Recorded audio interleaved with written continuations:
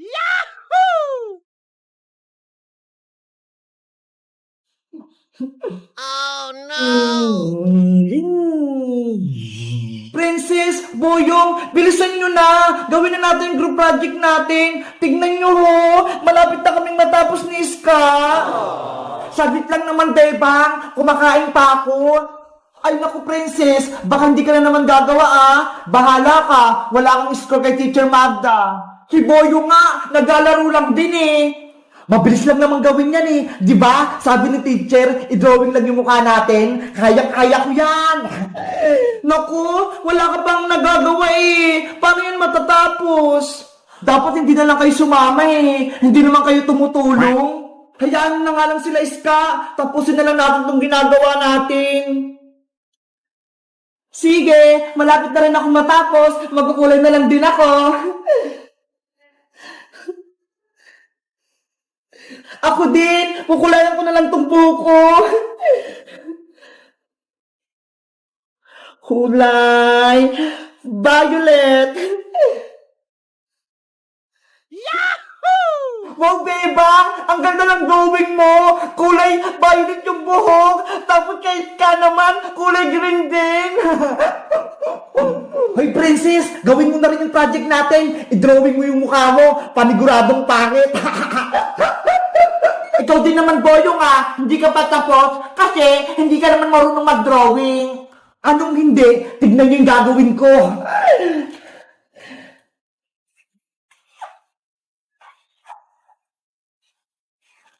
Ano yan, Boyong? Hindi naman drawing yan ah. Kaya nga, nagsulat siya ng boy. May magic to, panoorin nyo.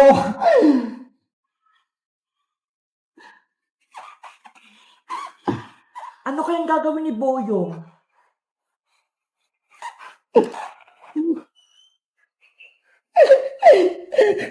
Charan!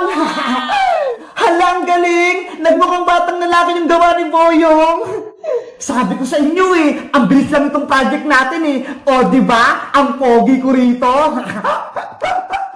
Hindi mo naman kamukha yung Boyong eh. Tignan mo ho, bilog yung mata. Eh ikaw, ang litang mata mo. Ikaw talaga, Princess, kontra ka lagi. Ang importante, may project na akong nagawa. Kaya nga, Princess, tignan mo ho, tapos na kaming gumawa. Diba? Ang ganda ng ginawa naming project. Ako rin, Bebang, tapos na. Ikaw na lang walang project, Princess. Kukulayan ko na tong drawing ko. Ayan, kamukha ko na si Sangoku. Akala nyo, hindi ako marunong mag-drawing ha? Tignan nyo, may gagawin ako.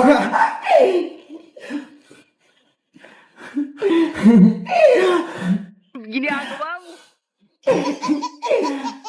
Anong ginagawa ni Princess? Sa mukha siya naglalagay ng kulay. Ayan na, may crayola na yung mukha ko. Ngayon, ididikit ko na sa bond paper.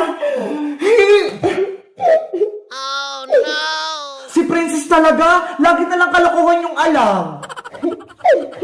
Charan! Eto na yung project ko! Ang galing mo, Princess! Kamukha mo nga! Diba? Nagaya ko yung mukha ko! Oo nga! Pati yung ngipin! Dalawa lang! Sabi ko sa inyo eh, magaling din ako mag-drawing eh. Panigurado, mataas yung bibigay sa'yo na score ni Teacher Magda, 100. Tara na, pumasok na tayo sa school. Panigurado, matatapos si Teacher Magda sa drawing ko. Hello guys! Ako si Princess! Gumawa kami ng project dito sa bahay nila, Bebang. Sabi ni Teacher Magda, i-drawing lang yung mukha namin. Sa tingin nyo guys, kanino pinakamagandang drawing? Kay Iska? Kay Bebang? Kay Boyong? O akin? Mag-comment lang kayo kung sino pinakamaganda. Dapat sa akin ha, para bibigyan ko kayo ng pagkain. Bye-bye! Kita-kits ulit tayo bukas!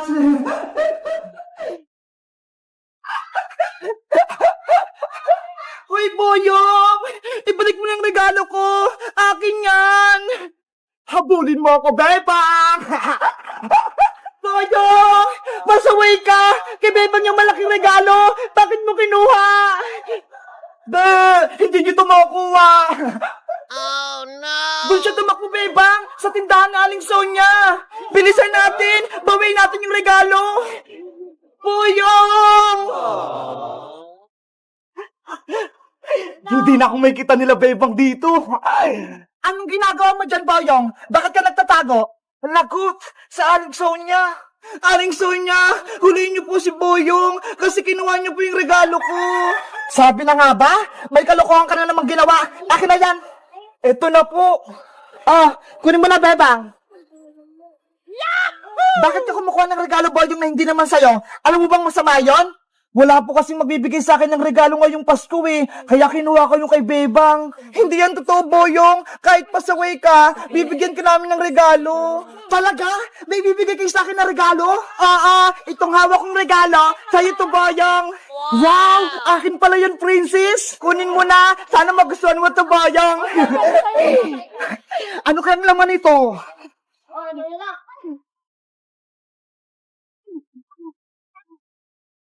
Wow! Mga bagong short! Pati damit! Gusto ko to! Ay! Nagustuhan ni Boyong yung regalo ni Princess! Thank you dito, Princess! Ako nagpili niyan! Boyong, meron din ako regalo para sa'yo! Talaga, Iska? Ito, buksan mo na! Ay! Laruan! Ang ganda-ganda! The remote control yan! Sana magustuhan mo! At syempre, meron ka pa rin regalo sa akin, Boyong. Kahit lagi mo kaming inaaway, meron ka pa rin gift sa amin ngayong Pasko. Lahat kayo, may regalo para sa akin. Sana magbago ka na at huwag ka nang pasaway para kaibigan ka na namin. Oo, magbabago na ako. Promise mo yan, ha? Promise yan, hindi ko na kayo guguluhin kahit kailan. Tanggapin mo tong malaki kong regalo para sa'yo. Akin pala to. Buksan mo na yung regalo ni Bebang, Boyong.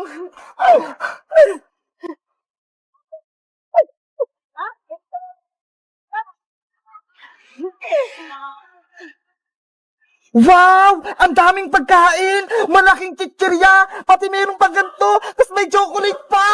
Nakakaingit naman!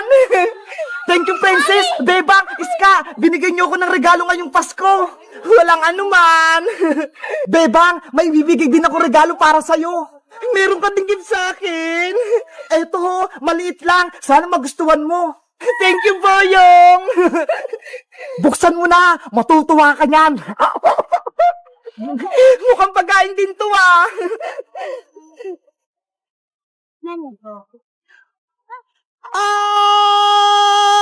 May palaka! May palaka! Umalis ka rito! It's a prank! Akala nyo regalo, no? Akin na itong mga binigay nyo! Pasaway ka pa rin, Boyong! Hindi ka pa rin nagbabago! Bebe! Marami akong regalo!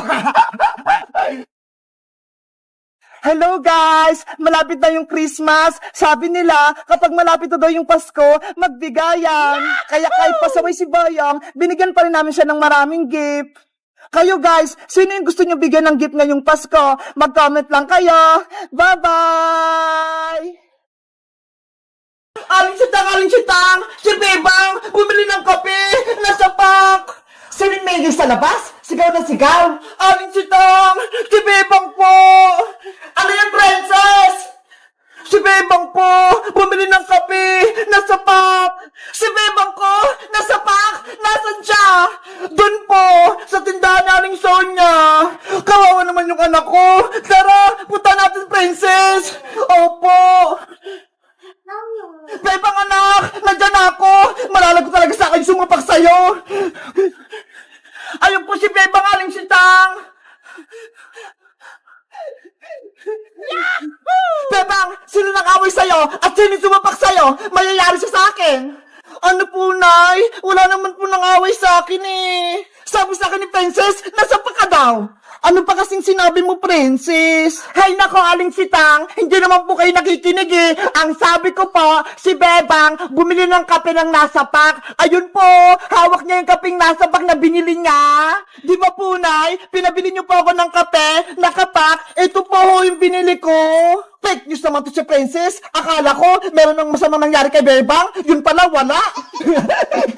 Hindi niyo lang po kasi naintindihan yung sinabi ko, Aling Sitang. Ikaw talagang Princess. Pinareviews mo pa si Nanay. Akin na nga yung kape ko, Bebang. Ito po, Nay. Kaping nakapak pala. Akala ko nasapak. Bebang, nasa na pala yung sisiw ko? Yung pinalaga ko sa'yo? Princess, may masama akong balita. Yung mga sisiw natin, wala na sila. Ano?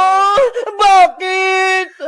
Pagising ko kaninang umaga, tumigas na yung mga sisiw eh. Hindi na sila humihinga. Nasaan yung sisiw ko, Bebang? Gusto ko makita. Nandun sila sa harap ng bahay. Nakalagay na sila sa lalagyan. Sisiw ko, nasaan ka na? Princess! Sisiw! Mabuhay ka! Mahal na mahal kita! Sorry, Princess, kung pati yung sisiw mo namatay. Kasalanan mo to, Bebang! Pinabayaan mo sila! Hindi mo sila inalagaan ng mabuti! Kaya yung sisiw ko namatay! Siguro, hinabol sila ng pusa kagabi. Pati pa nga yung green at red kong sisiw eh, nawala. Baka kinain sila ng pusa. Paano yan? Wala na akong sisiw. Wala na akong alaga. Ililibing na natin tong mga sisiw, Princess, para makapunta sila sa langit. Ayoko pa! Gusto pa makasama tong sisiw ko!